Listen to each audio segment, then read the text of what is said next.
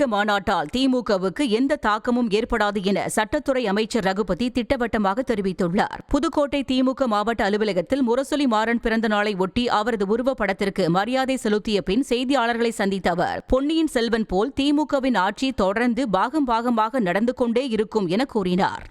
எந்த தாக்கத்தையும் யாரும் ஏற்படுத்த முடியாது. தமிழ்நாட்டிலே திராவிட மாடல் ஆட்சியினுடைய 2ஆம் பாகம் தொடரும், 3ஆம் பாகமும் தொடரும். அது பொன்னியின் செல்வனைப் போல தொடர்ந்து நடந்து கொண்டே இருக்கும்.